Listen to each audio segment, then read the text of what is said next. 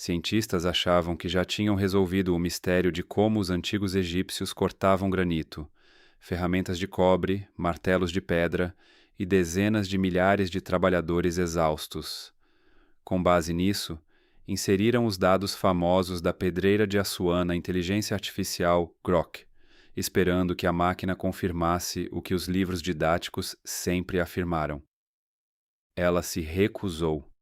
A resposta que retornou estava tão além de qualquer coisa que os pesquisadores pudessem prever que deixou a sala em silêncio.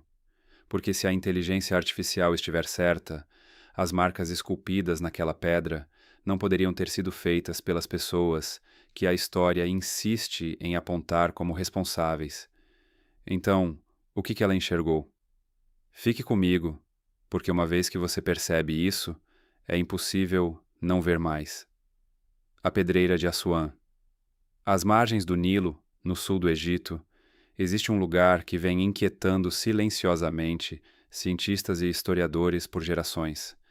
Ela se chama Pedreira de Granito de Assuã. À primeira vista parece quase nada. Enormes blocos semi-acabados, pedra abandonada, o silêncio plano do deserto pesando sobre tudo. O tipo de lugar que um grupo de turistas atravessa em 5 minutos. Mas no momento em que você se aproxima da rocha, essa sensação de normalidade se dissolve. Comece pela pedra em si, porque a pedra é o centro de todo o problema. Não se trata de calcário macio nem de arenito que se desfaz com facilidade. Estamos falando de granito. O granito ocupa aproximadamente o 7, na escala de dureza de Mohs, o que significa que resiste ao corte com tamanha teimosia que até com equipamentos industriais modernos, trabalhar com ele é considerado uma tarefa séria. Quem o corta profissionalmente dirá que ele pode parecer mais duro do que o aço comum. Guarde esse fato com cuidado, porque tudo o que vem a seguir depende dele. Agora observe o que está de fato esculpido naquele granito. Longas marcas curvas e suaves percorrem a rocha, em espaçamentos quase perfeitos. Parecem ter sido feitas por algo que deslizou pela superfície em um único movimento contínuo e ininterrupto. Em alguns pontos, as marcas se fundem umas nas outras como ondas, se espalhando pela superfície de uma água calma. Nenhuma quebra irregular, nenhum caos espalhado, nada da confusão desigual e entrecortada que a mão humana cansada naturalmente deixa para trás. Quase todo mundo que as vê pela primeira vez reage da mesma forma. As pessoas se inclinam, ficam em silêncio e fazem em voz alta a mesma pergunta. Isso tem mesmo milhares de anos? Porque à primeira vista parece exatamente o resultado de uma máquina moderna. E é precisamente esse instinto, essa sensação de que algo ali não se encaixa, que é o ponto exato onde esse mistério começa a se abrir. A teoria antiga. Por muito tempo, os livros de história ofereceram uma resposta tranquila e confortável. Os antigos egípcios, dizem eles, não utilizaram nenhuma tecnologia misteriosa nessa pedra. Usavam dolerito, uma rocha extremamente dura, às vezes chamada de diorito, moldada em bolas e martelos pesados. Trabalhadores golpeavam o granito repetidamente, hora após hora, até que ele cedesse lentamente à forma desejada. Essa ainda é a versão ensinada na maioria das salas de aula hoje em dia. A escala disso é genuinamente impressionante. A pirâmide de Quéops se eleva a uma altura equivalente à de um edifício de 50 andares. Os historiadores estimam que dezenas de milhares de trabalhadores circulavam por essas pedreiras, com números frequentemente estabelecidos em torno de 20.000 trabalhadores, sendo cerca de 15.000 rodando em turnos sobrepostos. Assim, o trabalho nunca parava. A labuta era descrita como implacável.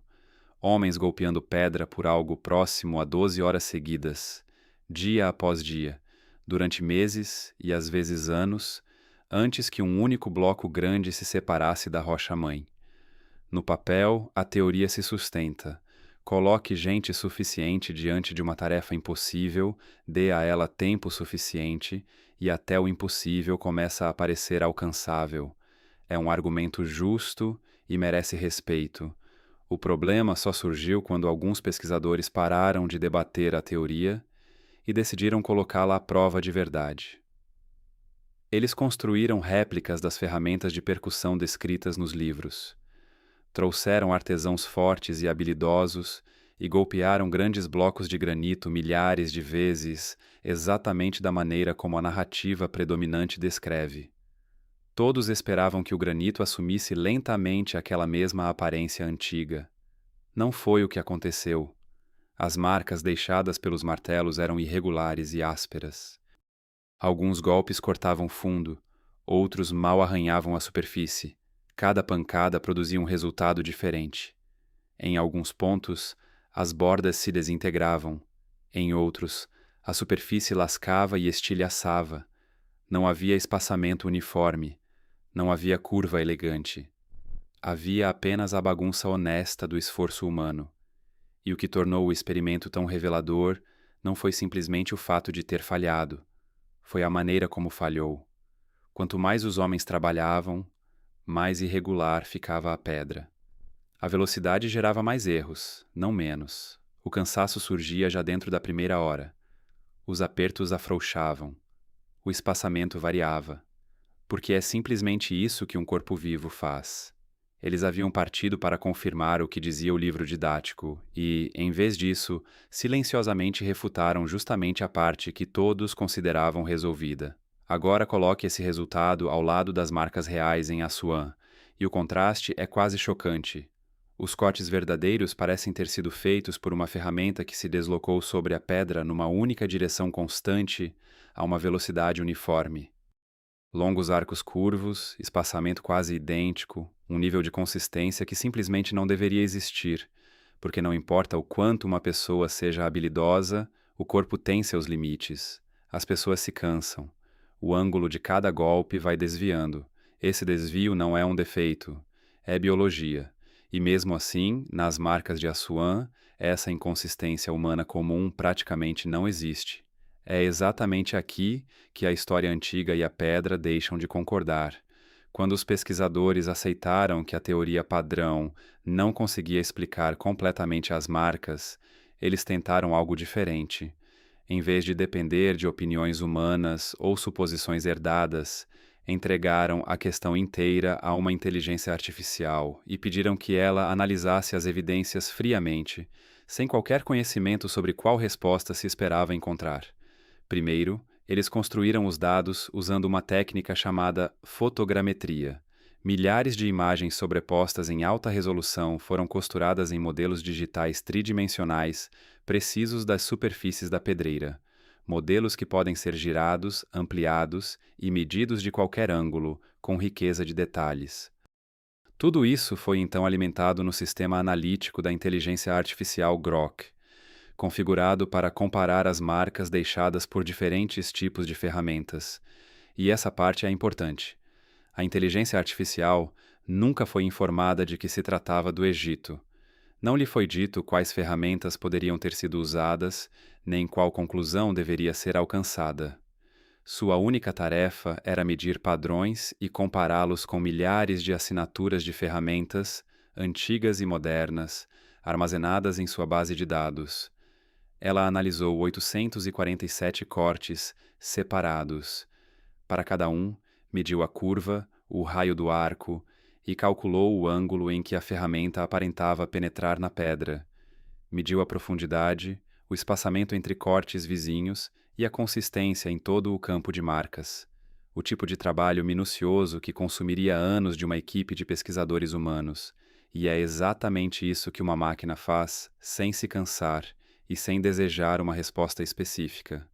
Um especialista humano que chega a Assuã já acredita no livro didático. Espera encontrar martelos. Então tende a enxergar martelos. A inteligência artificial não carregava nenhum desse tipo de viés. Ela conhecia apenas formas, ângulos e profundidades, e os comparava com tudo o que já havia sido mostrado a ela. Então, o relatório foi carregado e um número se destacou acima de tudo. Em todos os 847 cortes espalhados por diferentes cantos da pedreira, a variação total chegou a apenas 4,3%. Esse é o número que os deteve. Em termos cotidianos, parece quase insignificante. Em termos de engenharia, chega a ser perturbador. Mesmo um artesão experiente repetindo um único movimento vai apresentar desvios. A mão sobe um pouco mais, o ângulo muda, a força varia de golpe para golpe. É por isso que, com boas ferramentas manuais modernas, uma variação entre 12 e 20% é considerada completamente normal. Chegar perto de 22% não surpreende ninguém. Uma pessoa não é uma máquina. E mesmo assim, aqui estavam centenas de cortes espalhados por uma pedreira ativa, separados por apenas 4,3%. A inteligência artificial sinalizou mais do que o espaçamento. Os ângulos de entrada eram igualmente notáveis em sua consistência, como se o trajeto de cada golpe tivesse sido planejado com antecedência e executado com precisão mecânica. O resultado se parecia menos com o trabalho de um único operário, ou mesmo de milhares deles, e mais com um sistema único, realizando praticamente a mesma ação, repetidamente. Foi nesse momento que tudo deixou de ser um enigma arqueológico discreto e se tornou uma questão difícil de engenharia. Se as mãos humanas deixam entre 12 e 22% de variação, e essas marcas mostram apenas 4,3%, então quem as fez e o que usou? A correspondência com a máquina. Assim que a inteligência artificial terminou de medir, o passo seguinte se tornou ainda mais intrigante. O sistema precisava decidir com qual ferramenta essas marcas se assemelhavam mais. Ele as comparou com milhares de perfis, desde martelos manuais até implementos da Idade do Bronze e as mais avançadas máquinas industriais em operação hoje. Testou primeiro a teoria da pedra de percussão. A mesma barreira surgiu. As marcas produzidas por marteladas são irregulares por natureza. A profundidade varia. Os ângulos variam a cada golpe. Os cortes de Aswan apresentavam um espaçamento quase uniforme e um padrão disciplinado e repetitivo que o simples martelamento jamais consegue produzir. Então, o sistema recorreu às ferramentas modernas e 3 correspondências chegaram ao topo. A primeira veio das fresas rotativas com diamante, instrumentos revestidos de abrasivo diamantado que giram em alta velocidade ao fatiar a pedra, deixando marcas limpas e consistentes mesmo no granito. A segunda veio dos sistemas de jato d'água, que esculpem a pedra com um fluxo de água a altíssima pressão misturado com partículas abrasivas, valorizados justamente pelo controle preciso dos cortes. A terceira, e para muitos a mais perturbadora, foi o corte ultrassônico, em que uma lâmina vibra numa frequência acima da audição humana, produzindo resultados de precisão impressionante. O que separa todas as 3 de um martelo não é apenas a nitidez, é a repetibilidade. Uma máquina não se cansa na 400ª passagem. Ela não muda o ângulo nem desloca a pegada. O 800º corte sai idêntico ao primeiro. E essa assinatura, essa uniformidade quase desumana, era exatamente o que a inteligência artificial continuava encontrando nas marcas de Aswan. Então, o Grok AI divulgou sua pontuação de confiança, e o silêncio voltou a tomar conta da sala. A correspondência mais próxima para as marcas de Aswan foi um processo industrial de corte rotativo. Nível de confiança, aproximadamente 94%. Pense bem nisso. E o sistema apontou mais um detalhe. Em centenas de cortes espalhados por diferentes partes da pedreira, o ângulo de entrada variou em menos de 2 graus. Tantas marcas, em tantos lugares distintos, e a ferramenta encontrou a pedra em praticamente o mesmo ângulo em todas as vezes. Manter esse nível de consistência manualmente é considerado algo quase impossível. É aqui que o chão desapareceu sob os pés dos cientistas, porque as máquinas que mais se aproximam dessas marcas, os sistemas rotativos com diamante, os jatos d'água de alta pressão, os cortadores ultrassônicos, são todas criações da era industrial moderna. Não existe registro, fragmento ou sequer um sussurro de tal tecnologia no mundo que supostamente construiu essa pedreira. De um lado está a história, insistindo que só existiam ferramentas simples de pedra. Do outro, está uma inteligência artificial afirmando que as evidências parecem o resultado de um processo industrial controlado. A distância entre essas duas afirmações é toda a história, e ela está prestes a aumentar ainda mais. Os poços impossíveis. Há um detalhe em Aswan que quase ninguém para examinar, e honestamente, é a parte que deveria tirar o seu sono. Espalhados pelo sítio existem poços profundos e estreitos que mergulham aproximadamente de 9 a 15 metros em linha reta, muitos com apenas 1 a 1,20 m na boca. Vistos de cima, parecem buracos comuns, mas no instante em que você observa as paredes internas, o quadro muda completamente. Nessas paredes estão os mesmos cortes curvos, uniformes e em espiral encontrados na pedreira aberta lá em cima. Mesma profundidade, mesmo padrão, mesma forma. E é exatamente isso que incomoda quem os estuda. Pense bem, pense. Se a teoria tradicional estiver correta e tudo foi feito balançando pesadas massas de dolerito, o trabalhador precisava de espaço real para operar, no mínimo 45 a 60 centímetros de folga para puxar o martelo para trás e trazê-lo com força suficiente para quebrar o granito. Tire esse arco e você tira a velocidade. Uma bola de dolerito encostada no granito sem nenhum impulso não faz praticamente nada. Toda a teoria do martelo depende do momento. Elimine o balanço e você elimina o método. Portanto, o poço não é apenas um espaço de trabalho desconfortável. É um lugar onde a única ferramenta aceita pela teoria simplesmente não consegue cumprir sua função. E ainda assim, a tarefa foi claramente realizada. Dentro desses poços mal, há espaço para ficar de pé, quanto mais para executar um balanço completo. Granito duro por todos os lados, profundidade real, aperto sufocante. E mesmo assim, as marcas naquelas paredes são idênticas aos cortes das áreas abertas lá em cima, feitas aparentemente sem nenhuma perda de controle ou precisão. Quando os dados dos poços foram inseridos no Grok AI, o sistema avaliou a largura do espaço, o ângulo dos cortes, a dureza do granito e a folga que um balanço de martelo exige. Em seguida, chegou a uma conclusão que empurrou todo o debate para além de onde qualquer pessoa queria chegar. O sistema classificou a situação na categoria de fisicamente impossível devido a restrições espaciais. Uma ferramenta que exige um movimento para trás antes do impacto não poderia ter funcionado num espaço tão apertado. Mas um sistema que aplica força vertical diretamente para baixo, pela frente, sem nenhum recuo, poderia produzir esses mesmos cortes até no canto mais estreito. E isso silenciosamente elimina o único método que os livros didáticos insistem ter sido utilizado.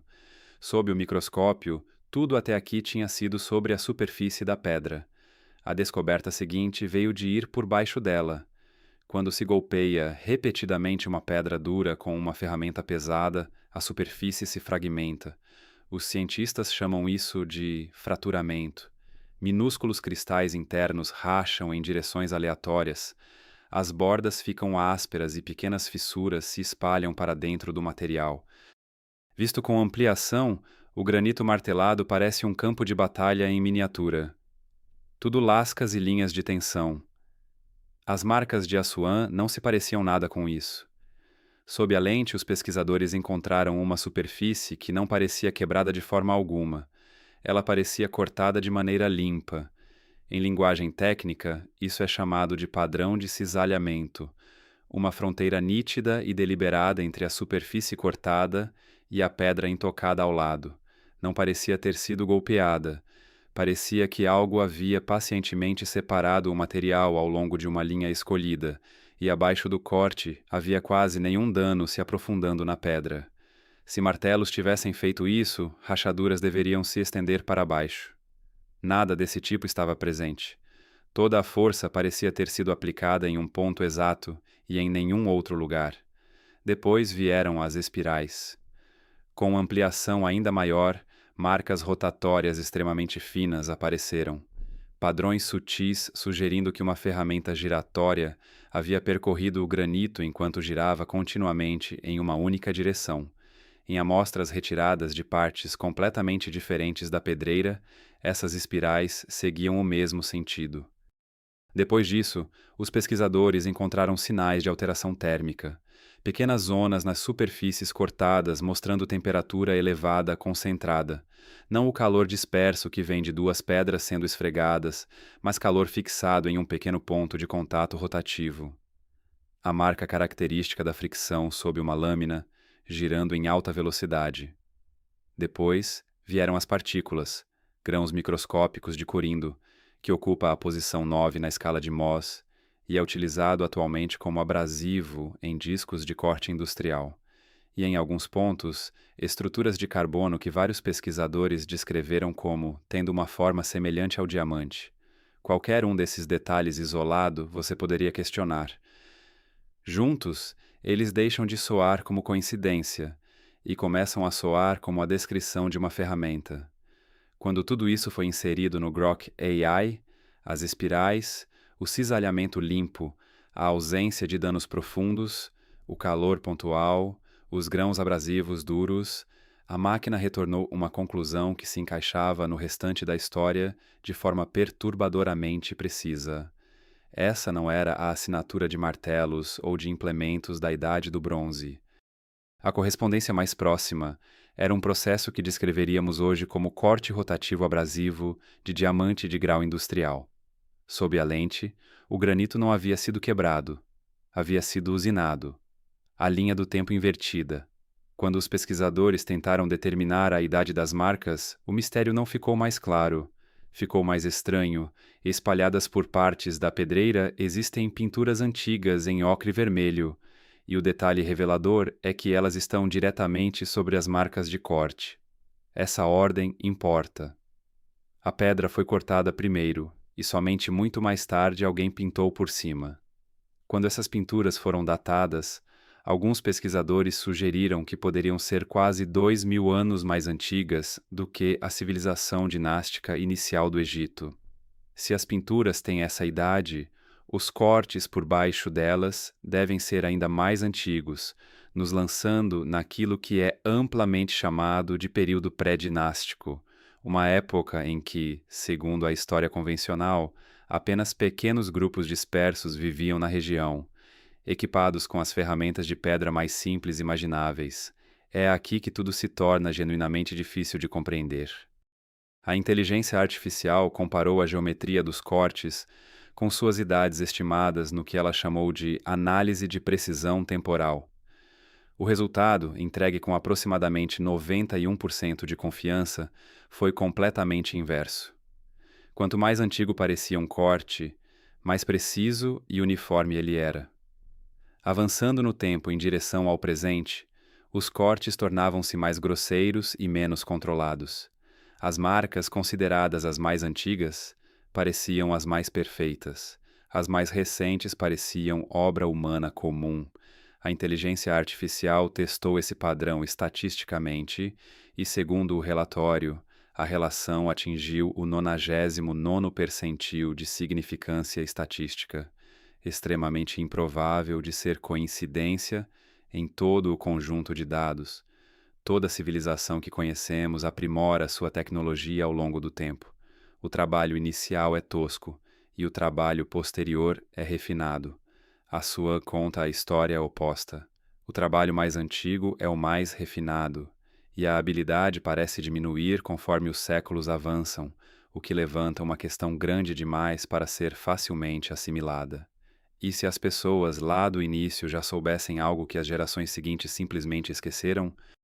Lendo a pedra até aqui, o enigma era como os povos antigos cortavam granito com tanta precisão, mas a inteligência artificial trouxe à tona algo que aprofundou ainda mais essa questão. Quem fez esses cortes não parecia estar simplesmente trabalhando a superfície externa. Eles aparentam já saber o que estava escondido dentro da pedra. O granito não é uniforme. Em seu interior correm diferentes faixas de minerais, regiões mais duras, veios naturais de fraqueza por onde a rocha se parte com maior facilidade. Os engenheiros chamam isso de limites de grão e zonas internas de fragilidade. Nas pedreiras modernas, as equipes usam escaneamento por sonar, levantamentos do terreno e modelagem geológica computadorizada para localizar essas características, planejando então os trajetos de corte seguindo as linhas de menor resistência. Muitos dos cortes antigos em Assuã parecem acompanhar exatamente esses mesmos pontos vulneráveis naturais, como se quem os executou já compreendesse quais partes da pedra eram mais resistentes e onde ela cederia com mais facilidade, sem nenhum equipamento de varredura. Cortar granito com a máquina certa é um problema. Saber onde cortar antes de começar é um problema completamente diferente. A superfície externa de um bloco de granito quase nada revela sobre os veios e limites de grão escondidos a 30 centímetros de profundidade. Precisamos de instrumentos de penetração no solo para enxergar isso. Seguir essas linhas internas à mão, às cegas, e encontrar repetidamente o caminho de menor resistência exigiria ou uma sorte extraordinária centenas de vezes seguidas, ou algum método de ler o interior de uma rocha sem poder vê-la. Quando a inteligência artificial Grok comparou o mapeamento superficial dos minerais com os trajetos de corte, encontrou uma relação real, concluindo com aproximadamente 88% de confiança que os caminhos de corte parecem ter sido escolhidos com base na estrutura interna da pedra. Alguns pesquisadores começaram a chamar isso de teoria da leitura da pedra. A ideia de que esses construtores possuíam algum método de compreender a arquitetura oculta de uma rocha antes mesmo de tocá-la. E se isso for verdade, surge imediatamente a próxima pergunta óbvia. Se eram tão sofisticados assim, por que existe um monumento gigantesco e inacabado abandonado bem no meio do sítio? O obelisco abandonado e as mesmas marcas em todo o lugar. Há um objeto em Assuã que faz quase todo mundo se perguntar a mesma coisa no instante em que o vê. Se o trabalho estava correndo tão bem, por que parou? O obelisco inacabado, considerado o maior já tentado, ainda está preso ao leito rochoso onde foi esculpido há milhares de anos. Concluído, teria pesado mais de 1.000 toneladas. A arqueologia tradicional oferece uma resposta arrumada. Uma grande rachadura surgiu na pedra durante o trabalho e a equipe o abandonou. Razoável o suficiente, mas quando os pesquisadores estudaram o obelisco mais de perto, essa resposta deixou de se encaixar. As marcas de corte continuam além do ponto onde a rachadura aparece. O trabalho parece ter prosseguido depois que a fissura já havia se formado. Se a fratura fosse realmente o motivo do abandono, as marcas deveriam parar exatamente ali. E não param. E as marcas nesse gigante inacabado são idênticas às encontradas em todo o restante de Assuã.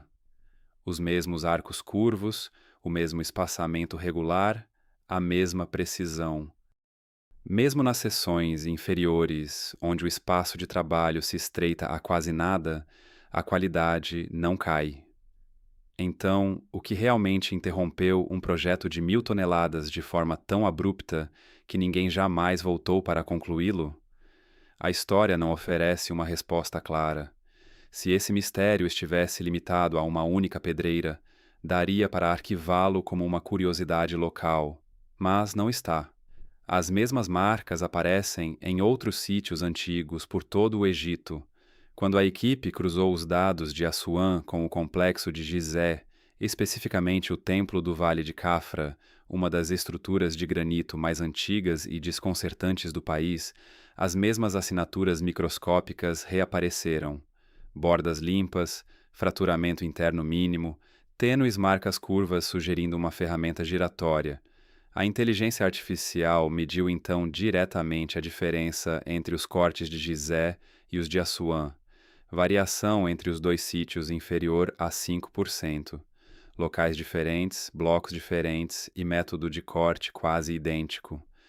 Quando o Grok AI combinou o conjunto completo de dados de todo o Egito, chegou a uma conclusão com aproximadamente 89% de confiança. Isso não parece ser a história de um único lugar. Tudo indica que, em algum momento da antiguidade mais remota, a mesma tecnologia de corte estava em uso por toda aquela região, e depois simplesmente desapareceu. Uma única oficina especializada daria para explicar. Uma geração afortunada de mestres entalhadores transmitindo técnicas entre poucos pares de mãos. Isso até seria possível de argumentar. mas a mesma impressão digital, aparecendo a centenas de quilômetros de distância, em pedras diferentes, em sítios distintos, com uma variação inferior a 5%, isso não é uma oficina. Isso é um padrão. Esse nível de consistência só aparece quando uma civilização inteira compartilha um único método e um único conjunto de ferramentas. E de alguma forma, esse padrão comum desapareceu dos registros tão completamente que passamos séculos insistindo que jamais havia existido. O maior dos erros. Então aqui estamos, diante de uma pergunta que simplesmente se recusa a fechar. Se os trabalhos mais antigos são realmente os mais avançados, o que acontece com a crença confortável de que a tecnologia sempre avança? Esse é o fio no qual todo o campo continua tropeçando. A teoria do martelo de pedra continua falhando no teste. Ninguém reproduziu marcas que correspondam ao que está de fato esculpido naquela pedreira. O debate se recusa a se resolver, e muitos especialistas ficam visivelmente quietos quando você os pressiona por uma resposta clara. Talvez nossa linha do tempo esteja simplesmente incompleta. Talvez exista um capítulo ausente que ainda não encontramos. Ou talvez a resposta seja algo que ainda não estamos prontos para dizer em voz alta. Seja lá o que for, a pedra não está nos esperando alcançar. As marcas ainda estão lá. Aqueles 4,3% ainda estão lá. E não é a história que elas interrogam mais. Parece que estão silenciosamente roubando as respostas, um corte de cada vez, desafiando alguém a finalmente notar. Então, quero ouvir você. Depois de tudo que acabamos de percorrer juntos, você acha que isso é tecnologia perdida, um erro de datação ou algo para o qual ainda não temos nome? Me conta nos comentários. Eu leio todos eles e as teorias mais instigantes frequentemente vêm de vocês. E se você acredita que a história ainda esconde muito mais do que revela, se inscreva e ative o sino para ser o primeiro a saber quando a próxima descoberta se recusar a permanecer enterrada.